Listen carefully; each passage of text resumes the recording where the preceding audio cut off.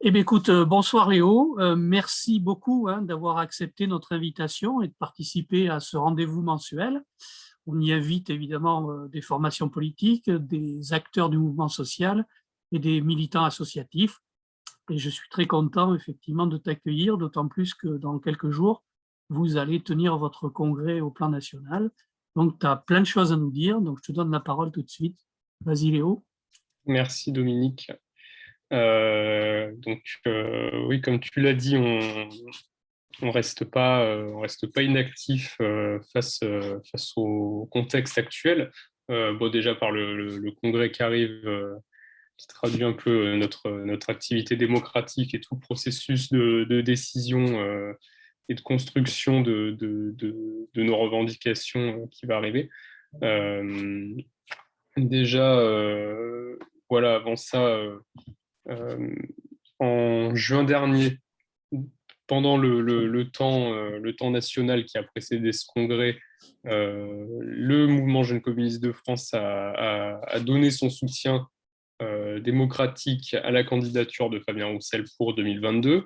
Euh, dans cette suite, les gestes entre l'AJC et le PCF se sont un peu succédés. C'est-à-dire que l'essentiel du pacte pour la jeunesse qui est proposé pour 2022, il est inspiré de propositions formulées par les jeunes communistes. Il trouve ses sources voilà, dans toutes les décisions qui sont adoptées démocratiquement par les camarades du MJCF pendant les temps nationaux. Et aussi, voilà, on a Léon Desfontaines, donc notre porte-parole qui a été, notre secrétaire national qui a été désigné porte-parole de la campagne. Voilà. Et à côté de ça, les jeunes communistes sont présents aux côtés des camarades du PCF pour faire des actions de terrain ensemble, des collages, des distributions de tracts, tout ce genre de choses qui font petit à petit la campagne. Voilà. Donc, bon, on essaye vraiment d'être au rendez-vous des élections dans le contexte actuel, parce que nationalement, la crise l'a montré, la jeunesse n'est pas la priorité absolue de notre gouvernement. Voilà, on se rend compte que ce soit dans les lycées, enfin dans les établissements du secondaire, même du primaire, pour les plus jeunes, dans l'enseignement supérieur, ou que ce soit pour les jeunes qui travaillent ou qui ne travaillent pas, etc., sur tous ces aspects de la vie, la jeunesse n'a pas été réellement entendue ni prise en compte par le gouvernement. Euh, Sur le secondaire, ça donne des classes, des écoles, collèges et lycées, dans lesquels le Covid circule librement entre tout le monde, même avec les enseignants. Du coup, on a voilà, plein de jeunes qui tombent malades, qui, pendant 2 ans, s'ils avaient réussi à échapper à la maladie, déjà n'avaient pas de vie sociale, ou presque. Et en plus, du coup, maintenant, à cause d'un protocole sanitaire un peu enfin, qui se passe de mots, ils se retrouvent en plus isolés. Bon, voilà, on peut pas dire que les mesures nécessaires ont été prises comme dans les autres pays.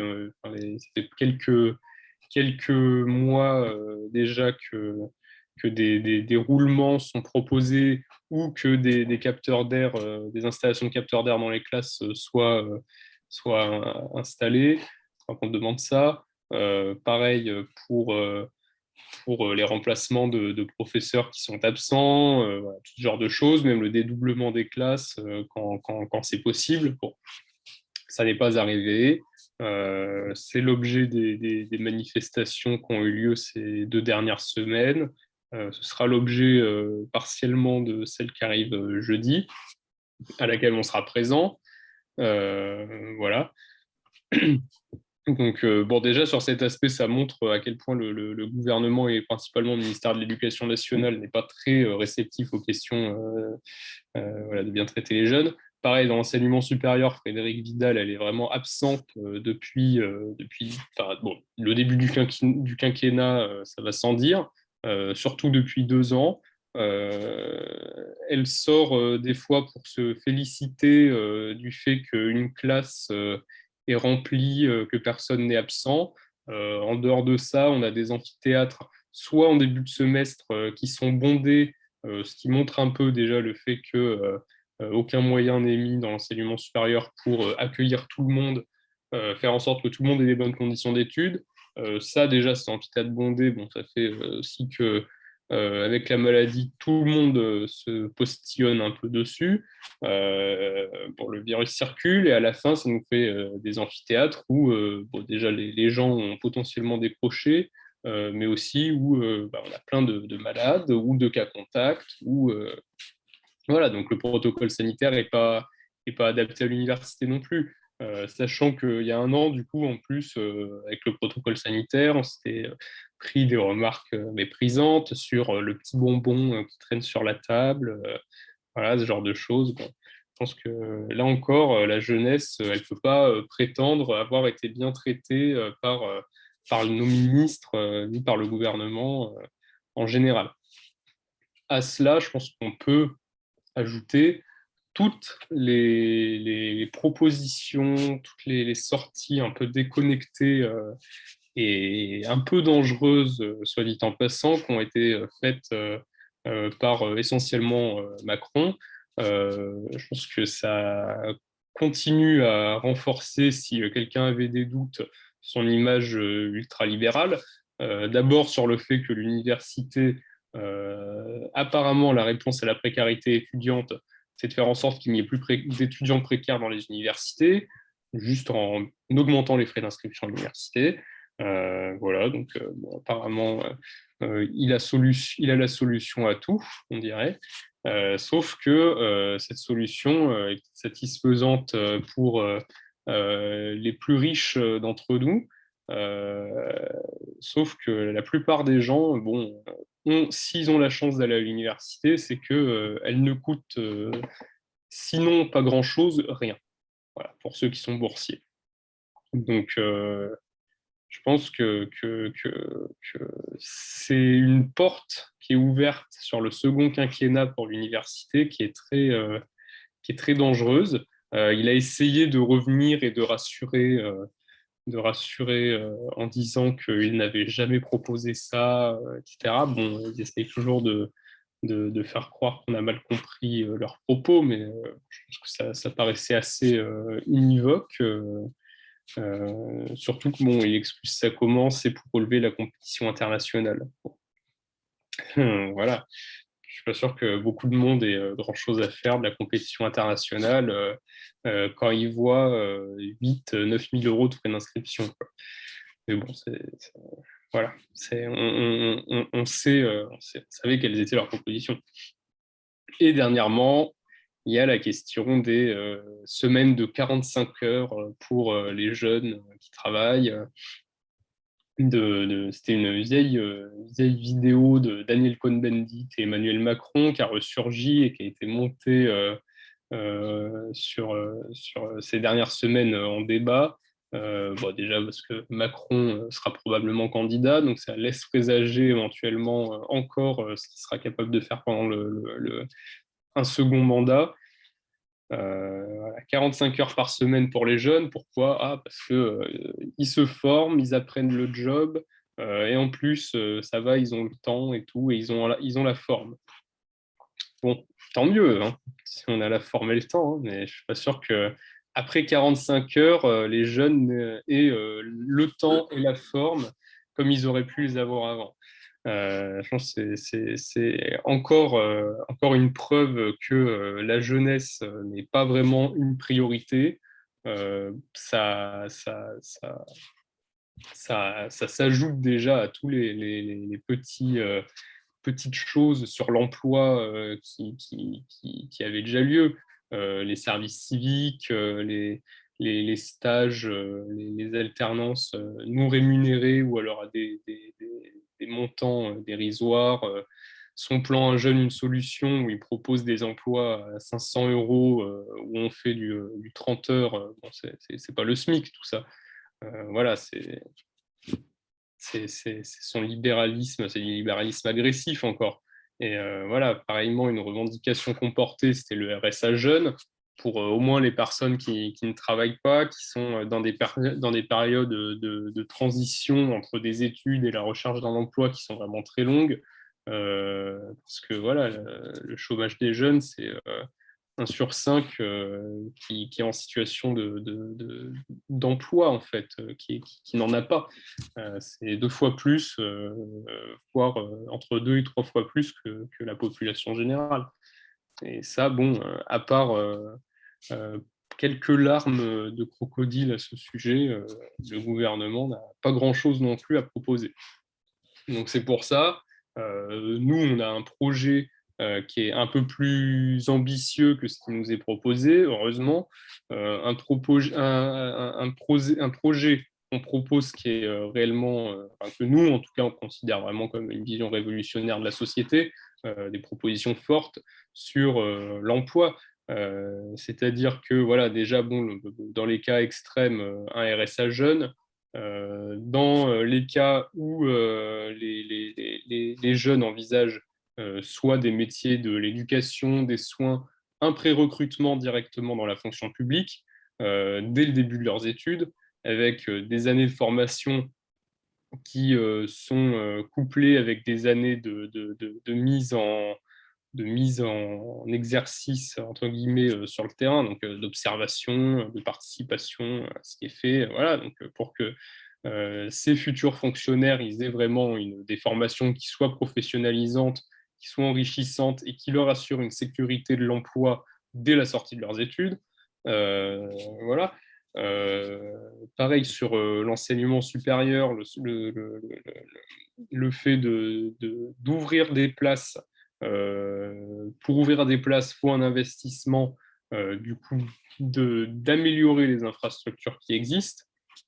Voilà, pour avoir des meilleures capacités d'accueil, des meilleurs suivis, plus de dédoublement, tout ça. Et ça, bien sûr, pour ouvrir des places, faut supprimer la sélection à la sortie du secondaire. Donc forcément, suppression de Parcoursup, remplacé par un grand service public de l'orientation, qu'on appelle le SPO chez nous, à la sortie du lycée, pour que chaque lycéen, et je pense que le lycée est peut-être une des périodes où les jeunes se posent le plus de questions, euh, au moins plus qu'avant. Quand on arrive face à Parcoursup, qu'on rêve d'une formation ou de quelque chose et que on ne nous l'accorde pas faute de place à l'intérieur, je pense qu'il y a beaucoup de jeunes qui se sont retrouvés dans ces situations euh, et, euh, ça a brisé les rêves de plus d'un d'entre eux. Voilà, 90 000 pour information sur la session Parcoursup de 2021. Voilà. Donc nous, les propositions qu'on oppose à tout l'état actuel de la société, c'est vraiment ce qu'on estime être porteur d'espoir, être porteur d'avenir en fait pour les jeunes, comparé à ce qui est fait aujourd'hui. Voilà, on voit l'état de la jeunesse aujourd'hui, on voit les gens, on voit dans quelles conditions ils vivent, les CTU, les logements étudiants, la dépendance aux ressources des parents pour les étudiants, soit qui peuvent bouger de chez eux, mais qui n'ont que les petites ressources que leurs parents pourront leur donner si c'est des gens qui ont fait le choix d'envoyer leurs enfants malgré leurs faibles ressources. Là, ça peut être révélateur d'inégalités entre les foyers les moins aisés et les plus aisés. Voilà. Donc, je pense que le projet qu'on propose, c'est réellement celui qui peut être proposé et qui peut être retrouvé dans ce qui est appelé le défi des jours heureux par la campagne de Fabien Roussel. Et c'est un projet du coup qu'on va renouveler pour le congrès national de la JC qui arrive du coup très bientôt, dans 3 jours, à partir de vendredi 28 jusqu'à dimanche 30, où ce sera du coup l'occasion déjà pour nous de débattre autour d'un texte qui est construit démocratiquement depuis le mois de juillet. Voilà, donc un texte assez sérieux qui regroupe des propositions de camarades partout en France, qui a été très largement amendé par toutes les fédérations de France, et du coup qui sera source, on l'espère, et nous en sommes même sûrs dans ce qu'on propose, de propositions ambitieuses pour les jeunes face à toute la situation qui s'est réellement dégradée en fait depuis le dernier congrès de la JC, donc depuis 2019, et qui en plus, on l'espère, pourra nourrir davantage les réflexions qu'on entretient avec le PCF. Voilà, pour donner réellement une place à la jeunesse dans cette campagne présidentielle, dans la campagne du Parti communiste. Ça, c'est des choses qui sont faites déjà localement partout en France. On a des échanges, comme je l'ai dit, sur le terrain collectivement, et ça va se produire en Gironde. C'est en construction, mais voilà, on aura des jeunes communistes en disponibilité sur des actions du parti, voilà, partout dans le département, on l'espère. De notre côté, on va mener la campagne également, c'est-à-dire que au milieu du mois de février, on a la semaine de la pensée marxiste, donc un événement de l'Union des étudiants communistes, où au moins on envisage de faire une conférence en physique sur le sujet du projet pour l'enseignement supérieur. Voilà, ça reste à construire, mais on sait qui on veut inviter, on sait avec qui on travaille pour l'organiser. Voilà, donc ça reste juste à organiser. Mais ça promet d'être un beau moment de campagne, surtout auquel on pourra essayer d'inviter pour le meeting du 1er mars, qui aura lieu voilà, au Pingalan à Mérignac. Et pareil, dans cette semaine de la pensée marxiste, on envisage de faire une sorte de café débat de l'UEC, donc voilà, là, autour d'un sujet qui reste à déterminer, mais qui, on l'espère, sera un moyen d'échanger réellement avec des jeunes et de les inviter pour le meeting de Fabien Roussel. Voilà, on pense être une échéance très intéressante pour nous en termes de partage de notre projet et de regroupement autour de celui-ci. Voilà. Petite question, est-ce qu'il y a beaucoup de jeunes qui s'engagent en politique? Alors, c'est pas évident à déterminer. Je pense que ça dépend déjà des lieux d'études de chacun, ça dépend de la sociologie de chacun. Malheureusement, avec un peu c'est un peu évident, on se rend compte que les classes les plus aisées, c'est celles qui s'engagent le plus facilement en politique, en tout cas. On se rend compte aussi que c'est pas celle qui s'engage le plus à gauche politiquement, ou du moins pas plus loin que la social-démocratie. Bon, voilà, il y a déjà tous ces gens-là qui ont leurs convictions, mais qui savent qu'ils n'en bougeront pas trop. L'objectif pour nous, c'est d'aller récupérer des gens, d'aller les politiser et tout ça, ou de convaincre d'autres personnes à gauche. Souvent, c'est facile de discuter avec les gens. On se rend compte qu'ils ont un avis, qu'ils ont des choses à dire sur à la fois leurs conditions de vie, leurs conditions d'études, la façon dont ils ressentent la manière dont on les traite, j'entends le gouvernement, etc. Et après, c'est savoir dans quelle mesure ils sont d'accord avec nos propositions, savoir si ça les intéresse dans tous leurs aspects, parce qu'on a des propositions pour les étudiants, une que les gens aiment bien en général, c'est le revenu étudiant. Voilà. Après, on parle d'autres sujets, on parle international, on parle de la Palestine, on parle d'environnement, voilà. Après aussi, il faut dire qu'en tant que communiste, on a des positions un peu particulières sur l'environnement, par exemple, qui font débat à gauche. Du coup, c'est peut-être des fois plus compliqué d'aller chercher des jeunes sur ce sujet. Mais l'environnement, c'est quelque chose aussi qui peut être rassembleur chez les gens. Donc voilà, bon, on n'a pas tout le monde qui s'arrête, en tout cas pour parler, et ceux qui s'arrêtent pour parler, ils sont globalement réceptifs dans la généralité. Et comment, comment vous voyez un petit peu les perspectives là, de changement possible dans la période qui vient? Bah, les perspectives, bon, les perspectives qu'on voit au moins pour nous et pour le Parti communiste, c'est des perspectives de rassemblement. C'est important parce que bon, je pense que le changement global dans la société, je pense pas que ça arrivera en 2022. En tout cas, ça me paraît compliqué. Je ne vais pas me lancer à faire des pronostics pour le mois d'avril, mais bon, à tout égard, je pense qu'on aura soit Macron, soit Pécresse qui seront élus. Donc, je pense que les 5 années à venir, ce ne sera pas des jours heureux. Par contre, ce dont on peut ressortir de cette présidentielle et ce qu'on se doit d'essayer de ressortir, c'est un renforcement de nos organisations.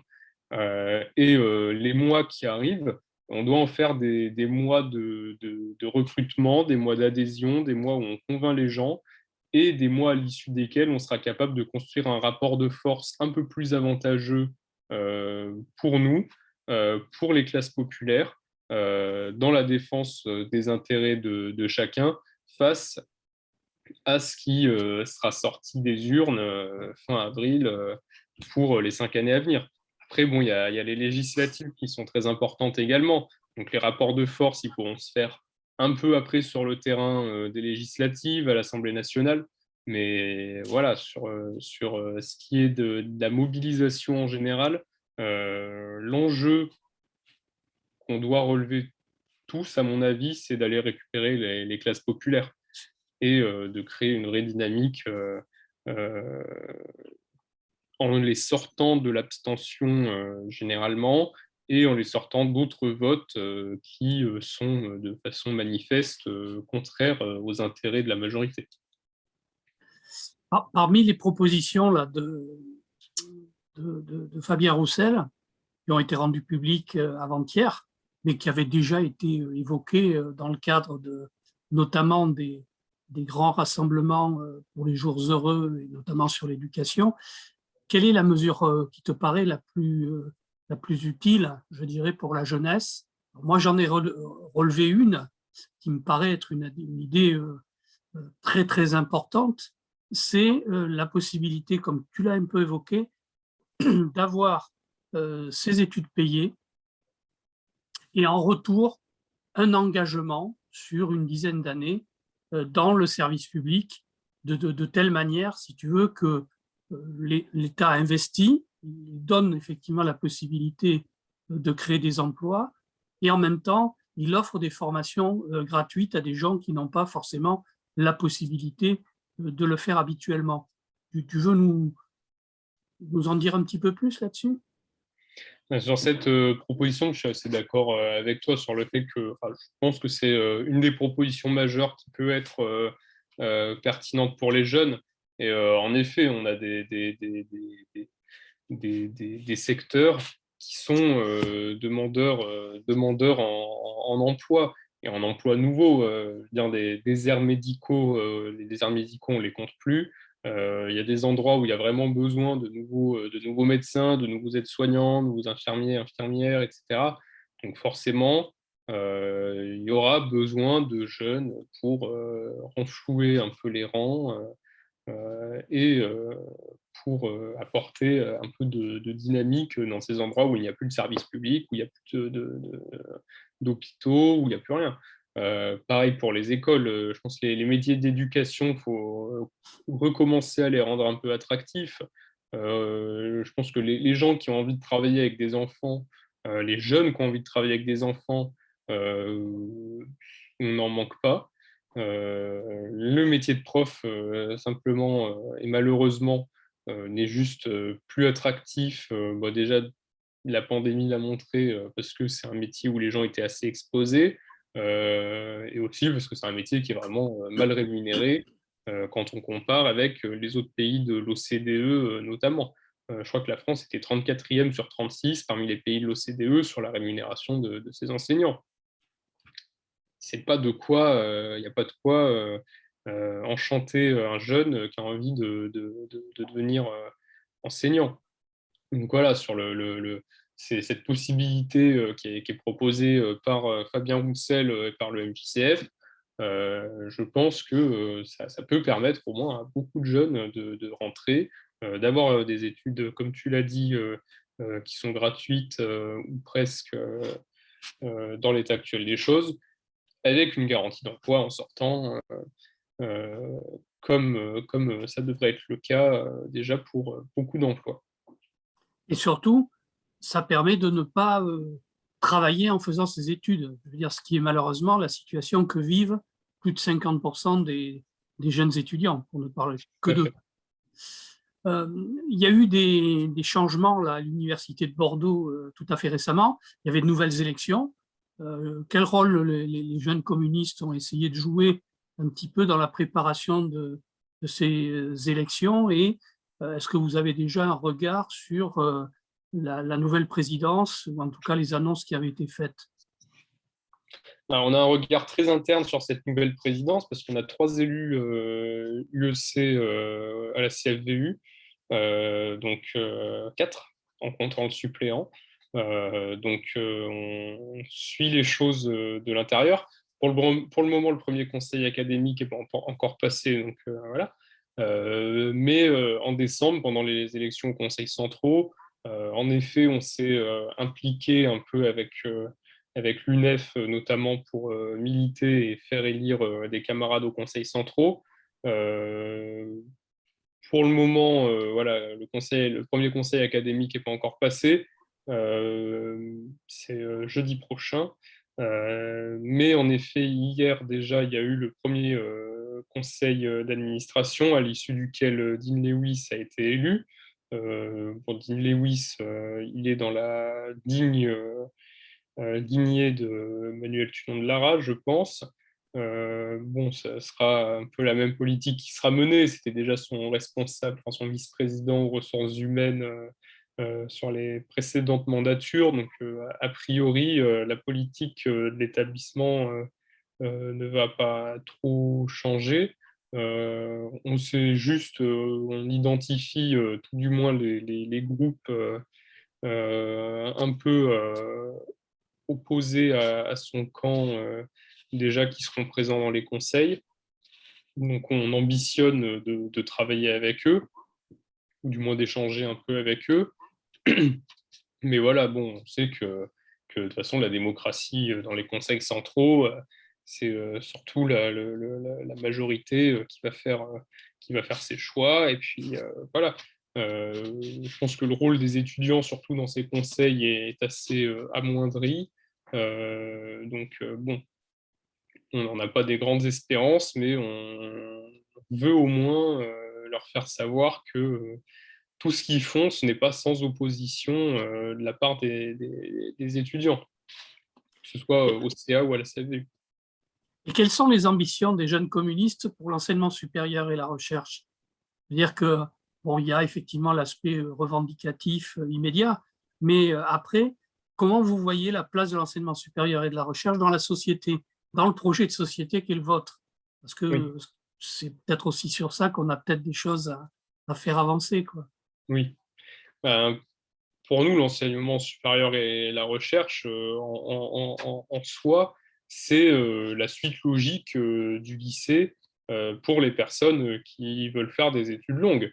C'est-à-dire qu'en fait, le collège, le lycée, ce sont des passages en théorie obligatoires dans la vie de la plupart des gens, qui sont donc, ce faisant, gratuits et accessibles pour le plus de monde. Nous, la vision de l'enseignement supérieur dont on se fait, c'est la suite logique du lycée, en fait. C'est-à-dire que dans chaque région, chaque département, dans le projet qu'on imagine, c'est permettre aux gens de trouver une formation d'enseignement supérieur qui correspond à leur choix, en ayant nationalement un cadrage des diplômes C'est-à-dire que chaque diplôme a la même valeur, peu importe l'université dans laquelle on a étudié, avec des contenus d'enseignement relativement similaires, sans non plus trop grignoter sur la liberté d'enseignement qu'ont les profs, en particulier dans le supérieur, mais faire en sorte qu'il y ait un cadrage des diplômes par un cadrage au moins du contenu des formations sur les attendus qu'on se fait à la fin de chaque diplôme, etc., dans l'enseignement supérieur. Et du coup, que chaque diplôme soit le moyen en lui-même d'ouverture à l'emploi. C'est-à-dire que voilà, tu as une licence en physique, elle ne vaut pas plus que la licence en physique de telle autre université, et tu es embauchable sur ce seul critère, tu as une licence en physique. Cette licence en physique, ou en peu importe, elle apporte des connaissances, et pour nous, par la suite, après, les compétences professionnelles, elles seront fournies dans l'entreprise par l'employeur. Voilà, donc l'université, pour nous, elle n'a pas vocation à être la plus professionnalisante possible, parce que quand on ouvre cette porte, en général, on tombe sur des entreprises ou des secteurs qui font leur lobbying dans l'université et qui font en sorte de professionnaliser les jeunes pour les rendre embauchables uniquement dans leur entreprise ou dans leur secteur. Donc, voilà, moi, je viens de Clermont-Ferrand à la base. À Clermont-Ferrand, on a Michelin essentiellement. On a Michelin qui a des centres de formation exclusivement avec des IUT, enfin des formations type BTS, etc., exclusivement tournées vers Michelin. J'aime bien l'entreprise parce elle est locale et elle a fait beaucoup d'emplois à Clermont-Ferrand. Et en fait, maintenant, on ne peut pas envisager que des jeunes ils soient simplement spécialisés dans cette formation et qu'ils soient condamnés à faire leur carrière dans la même entreprise au risque qu'un plan social un jour leur tombe sur le nez, qu'ils ne soient plus embauchables nulle part, quoi. Donc voilà, on pense que l'enseignement supérieur, ça doit être une formation généraliste sur certains sujets qui fournissent les compétences au moins de fond sur le sujet dans lequel on a voulu se spécialiser, et après que la professionnalisation arrive. Et à côté de ça, l'université aussi, ça doit être un lieu de culture générale où non seulement on va apprendre des choses pour prendre des compétences, mais aussi pour s'éduquer et se cultiver sur certains sujets. Voilà, pour rendre l'université un peu plaisante pour tout le monde et pas en faire seulement un lieu de technicité pour les classes les plus élevées et inaccessible pour les classes moins, un peu plus précaires, quoi. Donc voilà, ça doit être un lieu qui soit un peu polyvalent à ce sujet. Est-ce que tu penses qu'on a aujourd'hui l'université dont on a besoin sur l'ensemble du territoire? Parce que, je ne sais pas si tu t'en es aperçu, mais en gros, les gouvernements successifs précédents ont progressivement figé les capacités d'accueil de chaque établissement, ce qui conduit bien entendu derrière à Parcoursup, hein, puisque c'est une véritable gare de triage, et on répartit les étudiants indépendamment de leurs souhaits, hein, personnels, je dirais, de formation, mais en fonction d'un certain nombre de critères, on les oriente, on tient compte en partie pour un certain nombre d'entre eux de leurs souhaits, mais à l'arrivée, on remplit, je dirais, les places existantes, et il y a très peu d'universités qui aujourd'hui parlent de création de nouvelles capacités d'accueil, notamment pour accueillir d'abord la jeunesse continue à sortir plus nombreuse après le bac, et on sent bien que c'est aussi un besoin pour les jeunes, je dirais, de développer leurs connaissances le plus loin possible. Deuxième aspect, sur lequel j'aimerais que tu nous donnes un petit peu ton sentiment, normalement, on ne parle même plus d'université, mais aujourd'hui, on parle d'université de recherche. Ça a été le grand thème, je dirais, de la présidence précédente, et ce qui pose effectivement un problème de moyens mis à disposition pour répondre à toutes ces ambitions, parce que la France est très en retard à la fois dans le domaine de la formation, mais aussi dans le domaine de la recherche, puisque recherche publique, recherche privée, l'ensemble des moyens octroyés ne fait à peine 2 à 2,5%, ce qui est très faible dans la plupart des pays de l'OCDE. Oui. Ouais, l'université, en général, sur le territoire, on ne peut pas dire que ce soit suffisant pour la demande qu'il y a. Enfin, c'est pour ça que nous, on fait le constat d'un sous-investissement à la fois dans l'enseignement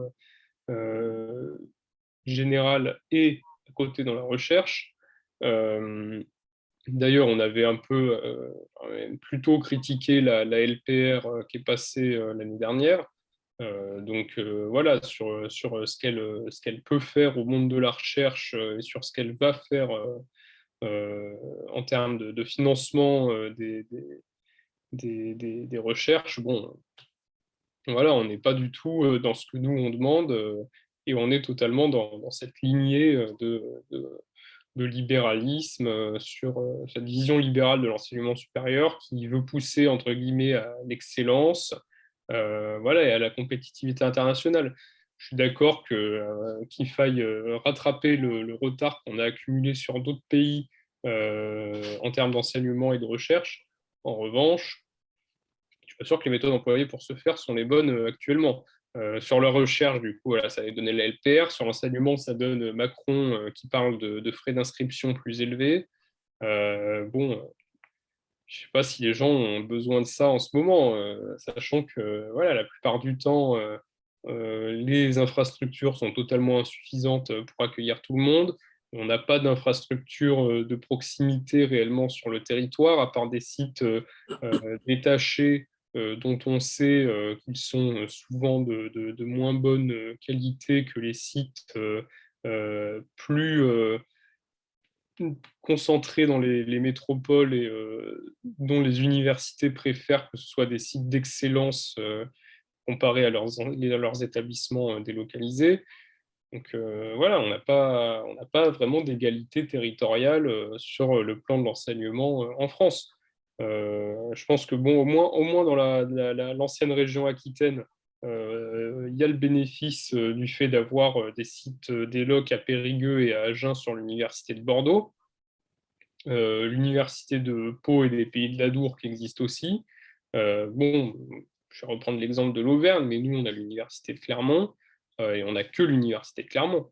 Et en fait, l'Auvergne, c'est pas la région la plus grande de France, mais c'est une des régions les plus montagneuses de France. Et quand on vient du fond du Cantal ou de la Haute-Loire pour aller jusqu'à Clermont-Ferrand pour faire ses études, souvent, déjà, quand on vient du fond du Cantal ou de la Haute-Loire, on vient pas d'un milieu qui est qui est très favorisé. Du coup, aller à Clermont, déjà, ça peut faire un coût non négligeable pour beaucoup de familles. C'est pour ça qu'il faut des structures qui puissent se délocaliser dans tous les départements, à toutes les échelles, euh, sur tout le territoire. C'est-à-dire que voilà, enfin, la Corse, les Outre-mer, les sites, enfin les départements qui ont des altitudes assez élevées, du relief, on pense aux Pyrénées, quand on regarde l'Ariège, pareil, je ne suis pas sûr qu'en termes d'enseignement supérieur, il soit très bien fourni dans l'Ariège. Donc voilà, pareil dans d'autres régions du nord, nord-est de la France. C'est forcer des gens à sortir de chez eux pour aller à je ne sais combien de centaines de kilomètres pour certains et qui engendrent du surcoût juste pour l'enseignement. Donc non, c'est pas des situations qu'on estime suffisantes dans l'état actuel des choses. Pour la première fois, justement à l'occasion de la venue de Macron devant la conférence des présidents d'université, on a vu le porte-parole de la conférence des présidents évoquer justement l'insuffisance des moyens récurrents, c'est-à-dire des moyens de base pour le fonctionnement des établissements. C'est la première fois que j'entends la communauté, en tout cas, s'exprimer de cette manière-là et remettre en cause la politique des appels à projets, qui a été le grand truc, je dirais, des 10 ou 15 dernières années. En clair, on a progressivement vu les budgets de fonctionnement baisser, et pendant que on donnait au travers des programmes d'avenir, au travers des plans campus, etc., toute une série de dispositifs. Il y a eu beaucoup d'argent qui a été insufflé dans les universités, mais sans poste de titulaire, sans poste de fonctionnaire. Et on a même vu le nombre de maîtres de conférences globalement, hein, sur l'ensemble du pays, diminuer régulièrement. Donc voilà, comment vous prenez, vous, en tant que jeune et en tant que jeune communiste, ce type de comportement un petit peu nouveau, je dirais, de la communauté universitaire? Ben, bon, ça tranche avec, ce qui a pu exister auparavant. Si je dis pas de bêtises, c'était justement Manuel Tunon de Lara qui était président de la conférence des Et qu'il présidents est des toujours, hein. universités. Il l'est toujours. Oui, voilà. Bon, ça va changer du coup, vu qu'il est en fin de mandat.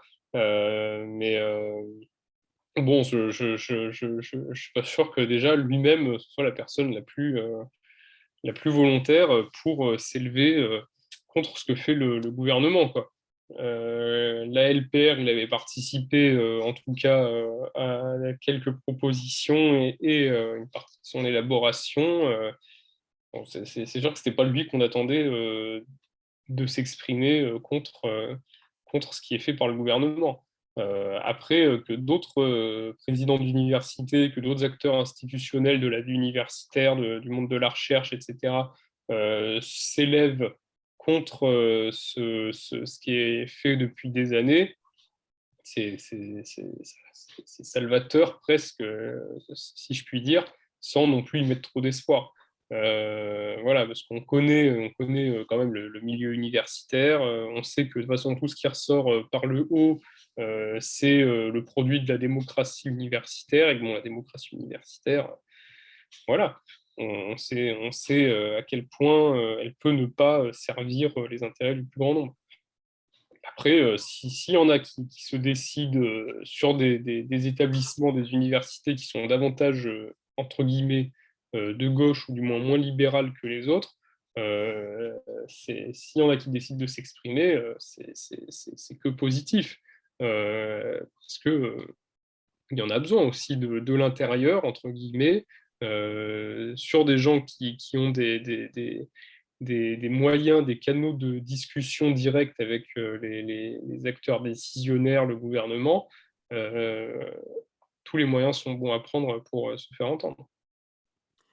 Qu'est-ce que les jeunes, enfin, qu'est-ce que vous pensez là des nouvelles dispositions qui sont en train de se mettre en place, hein, qui avaient été amorcées il y a déjà 2 ou 3 ans, mais que là, les choses s'accélèrent avec la réforme des lycées, hein, et avec la réforme des premiers cycles, qui mettent en place ce système dit de bloc de compétences et qui mettent en place une nouvelle façon, je dirais, on ne parle plus en fait de connaissances, mais on parle de compétences.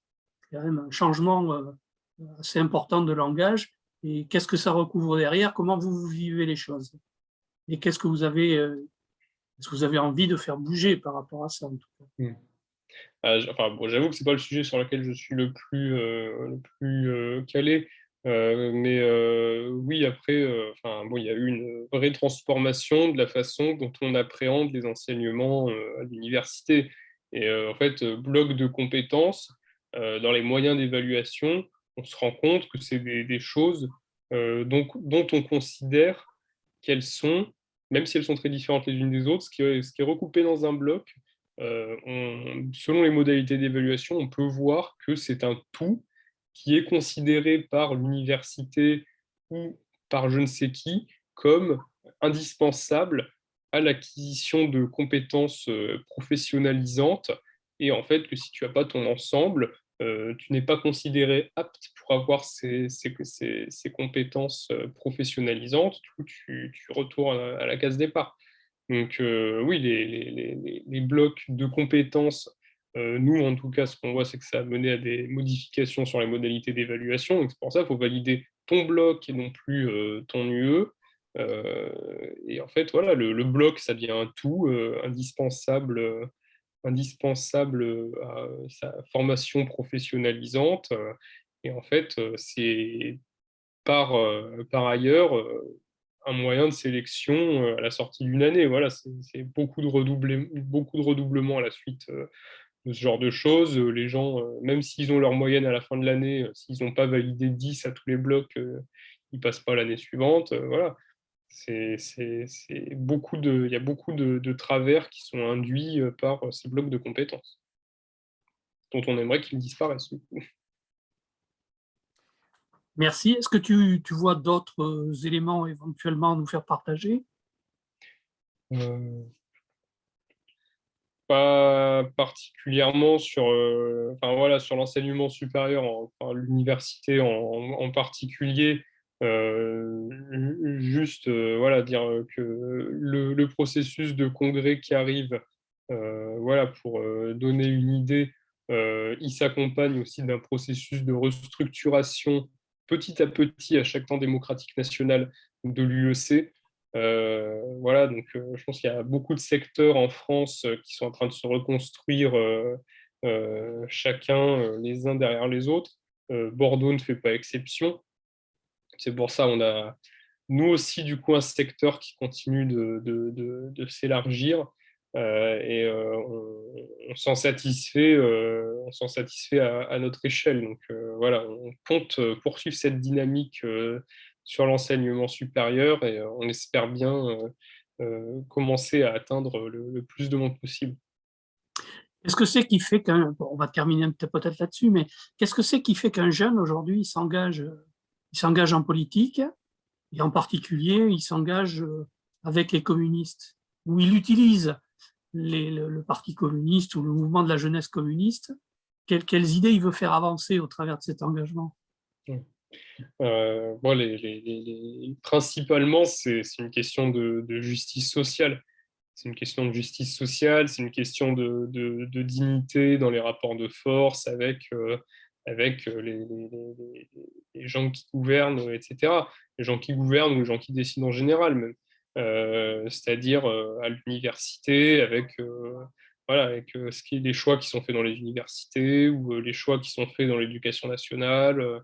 Voilà, ce genre de choses. C'est beaucoup de jeunes globalement qui voient en fait ce qui est décidé pour le monde, avec toutes les conséquences que ça implique, conséquences environnementales, les conséquences sociales, donc voilà, justice sociale en général, les conséquences sociétales pour notamment les femmes, etc. Voilà, c'est beaucoup de jeunes en fait qui ont un sens de contestation contre les injustices et qui veulent concrétiser leur engagement en faisant un geste, des gestes militants en fait. Voilà, après, bon, on souffre de la dépolitisation qui a eu lieu depuis quelques années. Donc forcément, on est on a moins de facilité à aller chercher des gens, mais en cherchant bien, on arrive quand même à trouver des gens qui ont au moins des convictions de gauche, qui ont des convictions pour la justice sociale, et des fois, même si on a de la chance, on trouve des vrais communistes.